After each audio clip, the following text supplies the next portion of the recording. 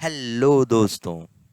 तो अभी तक हमने इस पावर पॉइंट प्रेजेंटेशन के लेक्चर सीरीज में होम टैब के बारे में जाना और आगे अब हम लोग इस लेक्चर सीरीज में बढ़ते हुए इंसर्ट टैब के बारे में जानेंगे और समझेंगे। तो इस लेक्चर में हम लोग जानेंगे कि इंसर्ट टैब का यूज़ क्या क्या है, इसमें कौन कौन से डिफरेंट मेनूज प्रेजेंट होते हैं, कौन कौन से ऑप्शंस हमें मिल जाते हैं और उस ऑप्शंस को हम लोग किस तरह से प्रेजेंटेशन बनाने में यूज़ करते हैं।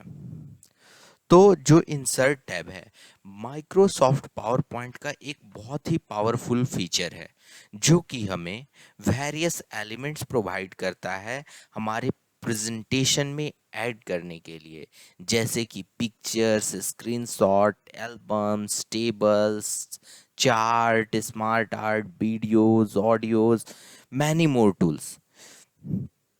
ये हमें एक बहुत ही varieties of options and tools देता है जिससे कि हम लोग अपने स्लाइड्स के इन्हांस कर सकते हैं और अपनी स्लाइड को बहुत ही ज़्यादा इंगेजिंग बना सकते हैं। तो हम लोग इस जर्नी में अब एक एक करके हम लोग इंसर्ट टैब्स के ऑप्शंस के बारे में जानेंगे और हम किस तरह से उन ऑप्शंस को अपने स्लाइड्स को अट्रैक्टिव बनाने में यूज करते हैं ये देखेंगे। तो आइए चलते हैं। हम लोग सबसे पहले इस पूरे इंसर्ट टैब के सबसे पहले ऑप्शंस पे चलते हैं और हम लोग उसका यूज देखते हैं। तो सबसे पहला हमारा जो ऑप्शंस है वो है न्यू स्लाइड ऑप्शन या स्लाइड ऑप्शन। स्लाइड ऑप्शंस जो हमें करता है कि हमें न्यू स्लाइड्स अपने प्रेजेंटेशन में ऐड करने के लिए अलाउ करता है।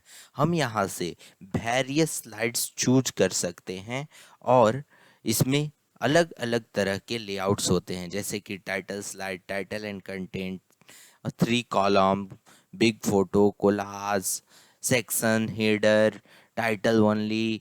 इस तरह के ब्लैंक स्लाइड्स, बहुत सारे अलग अलग टाइप्स के स्लाइड्स प्रेजेंट होते हैं जो कि हमें हमारे प्रेजेंटेशन को एक स्ट्रक्चर प्रोवाइड कराने में हेल्प करते हैं।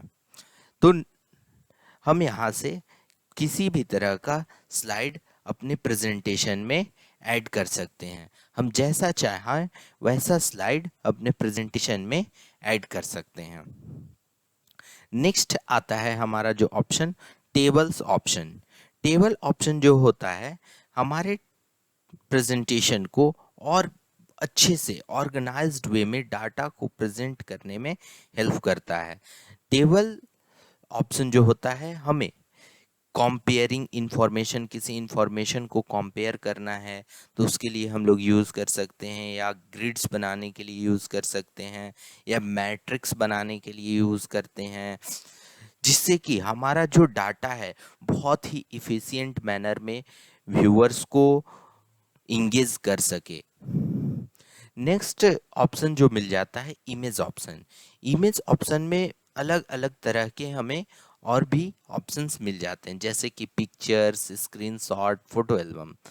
पिक्चर पिक्चर ऑप्शन जो होता है हमें अपने प्रेजेंटेशन में इमेजेस को ऐड करने के लिए एक ऑप्शन प्रोवाइड कराता है, जहां से हम दो तरह से हम लोग इमेज ऐड कर सकते हैं। या तो हमारा जो कंप्यूटर में ऑलरेडी इमेज सेव है उससे, या फिर हम ऑनलाइन इमेजेस को एक्सेस करके हम अपने स्लाइड्स में ऐड कर सकते हैं।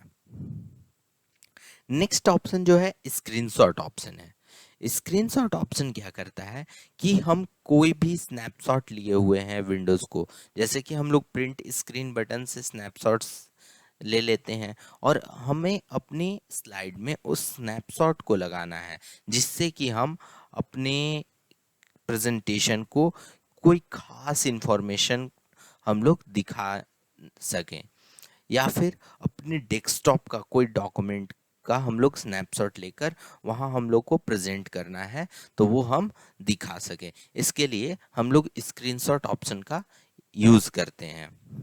नेक्स्ट ऑप्शन जो है फोटो एल्बम।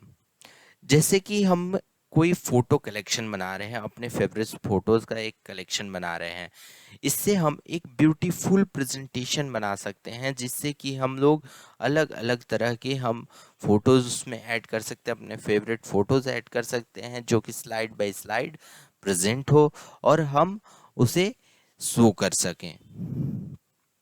नेक्स्ट ऑप्शन जो आता है, इलस्ट्रेशन ऑप्शन आता है, जिसमें कि हमें अलग अलग तरह के 5 ऑप्शंस मिल जाते हैं, जैसे shapes, icons, 3D models, smart art, chart.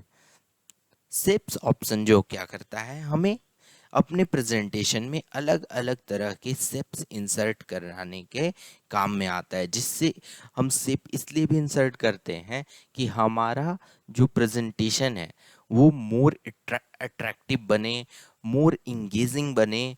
और हम शेप्स ऑप्शन का इसलिए भी यूज़ कर लेते हैं कि हम अपने स्लाइड को और भी अट्रैक्टिव दिखाना चाहते हैं। जैसे ही अगर हमें कुछ लिखना है और हम शेप्स के अंदर डालकर उसको एनिमेट करते हैं, तो बहुत ही ज़्यादा अच्छा लुक आएगा और एक विजुअल अपीयरेंस जो है हमारे स्लाइड का वो बढ़ जाता है।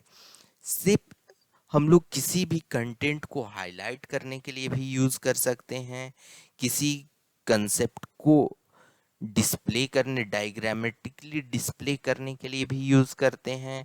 एरो, कहीं हमें एरो दिखाकर किसी चीज़ को मार्क करना है, इससे हम लोग एरो और लाइंस का भी यूज़ करते हैं। तो इसमें हमारे अलग अलग तरह के बहुत सारे शेप्स मिल जाते हैं और हम उसको अलग अलग काम में लेते हैं। फिर है आइकन्स। जैसे कि हमें जैसे कि हमें किसी भी डाटा को शो करने के लिए कुछ स्मॉल पिक्चर्स की आवश्यकता होती है, जिससे कि हम लोग बिना कुछ टेक्स्ट लिखे हम उस आइकन से ही उस चीज़ के बारे में बता सके। जैसे कि if we want to add Instagram handle and हम लोग इंस्टाग्राम न लिखकर इंस्टाग्राम का आइकन लगा दे, तो जो हमारा ऑडियंस है वो ऑटोमेटिकली समझ सकते हैं कि जो पर्टिकुलर इंफॉर्मेशन है वो इंस्टाग्राम से रिलेटेड है। तो इस तरह से हम लोग आइकन का यूज़ कर सकते हैं। 3D मॉडल्स, हम अगर किसी मॉडल को दिखाना चाहते हैं तो वो हम लोग मॉडल को इंसर्ट कर सकते हैं।